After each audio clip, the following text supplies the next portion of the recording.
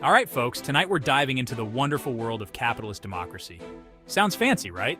Like a delicious cake made of freedom and opportunity. But hold on to your hats, because we're about to find out if this cake is all it's cracked up to be. In a nutshell, capitalist democracy is like a 2-for-1 deal at your local supermarket. You get democracy, voting, free speech, the whole shebang, and you get capitalism, which is basically a free-for-all in the market. Everyone's hustling, trying to make a buck. Sounds great in theory, right? Like a big, beautiful buffet of choices. But here's the catch.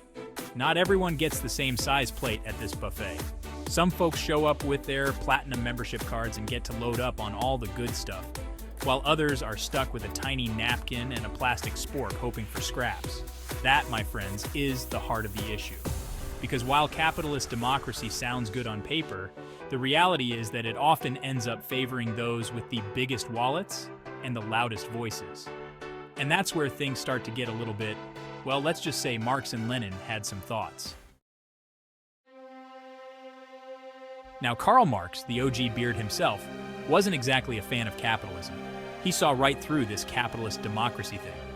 Marx argued that capitalism is inherently exploitative.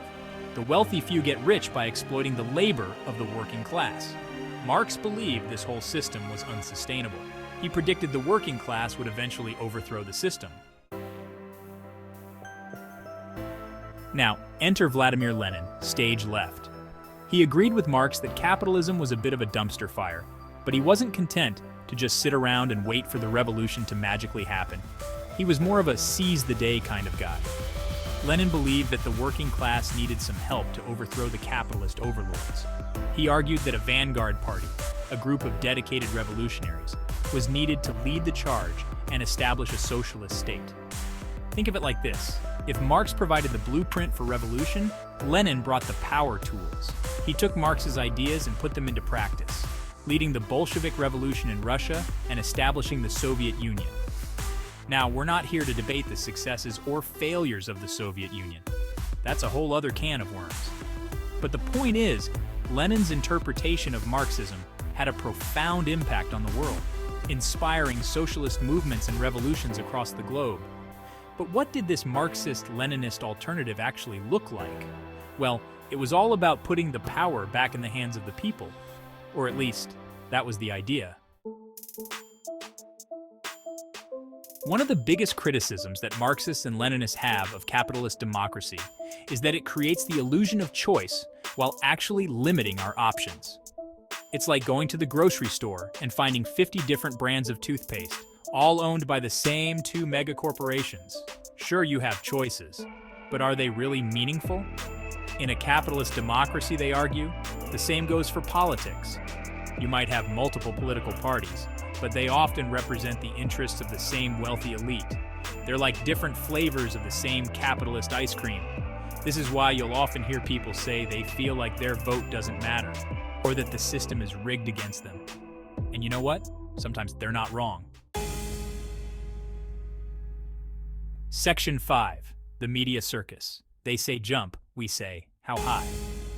Another major gripe that Marxists and Leninists have with capitalist democracy is the role of the media.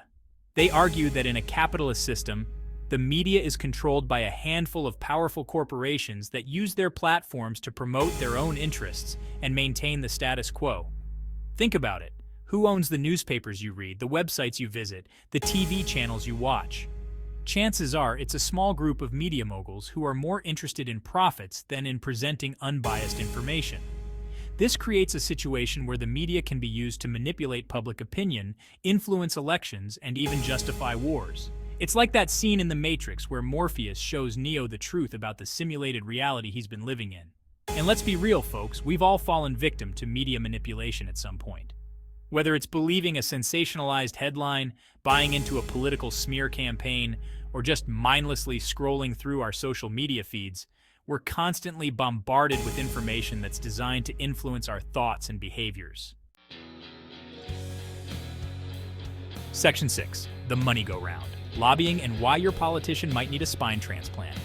Now let's talk about everyone's favorite topic, money in politics. Marxists and Leninists argue that in a capitalist democracy, money has a corrupting influence on the political process. And honestly, who can blame them? They point to the fact that politicians rely heavily on campaign contributions from wealthy individuals and corporations to get elected and stay in power. This creates a situation where politicians are beholden to their donors rather than to their constituents. It's like that time your friend borrowed $20 and suddenly became way more interested in your opinions on their questionable fashion choices. Coincidence? I think not. This is why we see things like lobbying, where special interest groups spend millions of dollars to influence legislation in their favor. It's like a rigged game of Monopoly where the bankers are also the players. Section 7. The free market myth. It's only free if you own the whole darn board game. Another key tenet of Marxist-Leninist thought is the critique of the free market.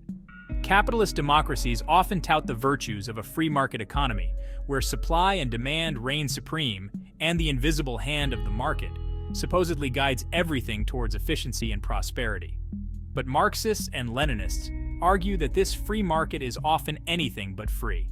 They point to things like monopolies, where a single company controls an entire industry, stifling competition and driving up prices.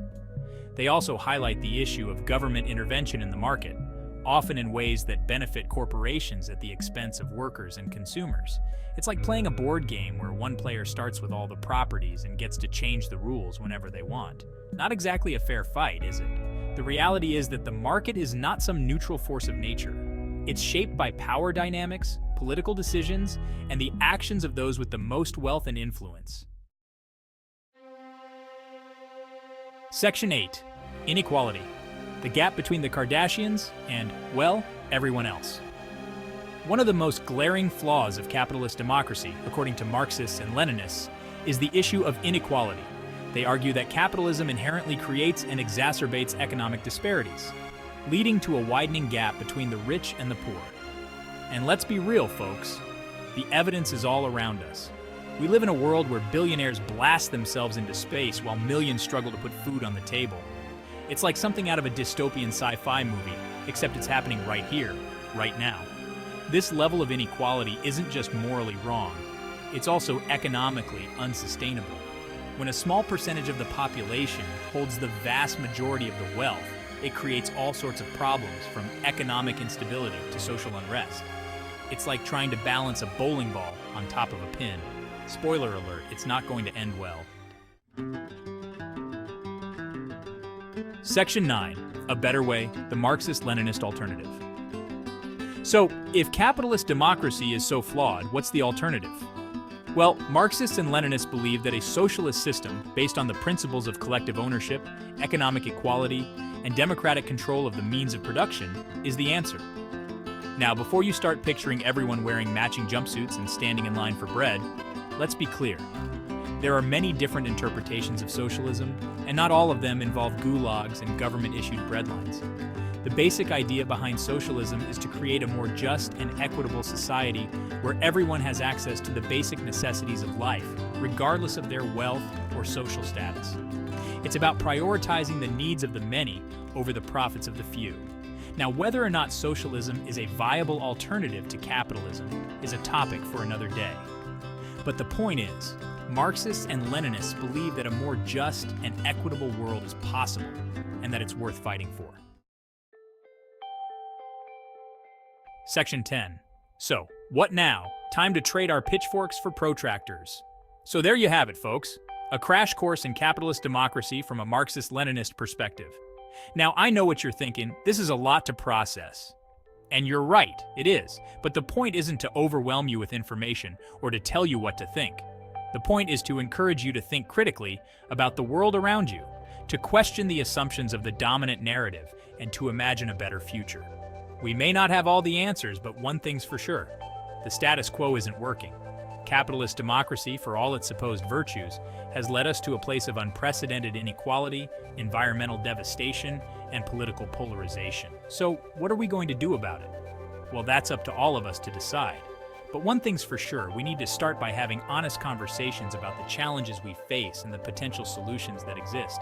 We need to be willing to listen to each other, to learn from our mistakes, and to work together to build a more just and sustainable world. And who knows, maybe, just maybe, we can create a future where the only thing being exploited is a good pun. Because let's be real, folks, A world without puns would be a truly bleak place indeed.